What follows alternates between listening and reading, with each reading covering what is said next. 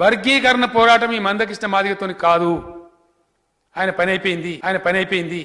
మరొక అస్తిత్వ ఉద్యమానికి నాయకత్వం వహిస్తున్న సోదరులు మందకృష్ణ మాదిగ గారు. ఎందుకంటే ఇవాళ ఇక్కడ మనం వర్గీకరణ గురించి మాట్లాడి కృష్ణమాదిగ గారి గురించి మాట్లాడకపోతే అది కరెక్ట్ కాదు అధ్యక్ష.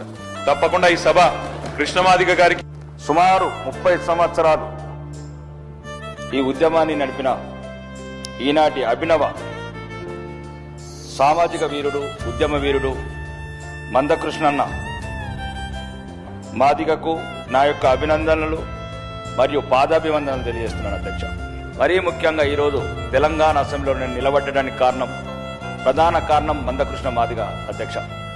గౌరవనీయులు మందకృష్ణ మాదిగ గారు దశాబ్దాల తరబడి ఈ ఉద్యమాన్ని చెమటోడ్చి సమాజంలో అందరిని ఆలోచింపజేసి అన్ని వర్గాల అన్ని సమూహాల మద్దతు కూడగట్టుకొని ఈ స్టేజికి తీసుకొచ్చింది అధ్యక్ష. సభ నుండి మందకృష్ణ మాదిగ కూడా శుభాకాంక్షలు తెలపాలనుకుంటున్నాను.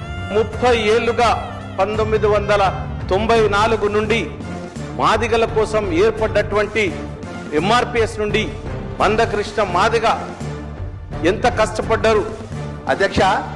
ఉద్యమకారుడు మందకృష్ణ 30 సంవత్సరాలుగా ఈ దండోర ఉద్యమానికి నాయకత్వం వహిస్తున్న మందకృష్ణ మాదిగను ప్రత్యేకంగా అభినందించవలసిన అవసరం ఉన్నది.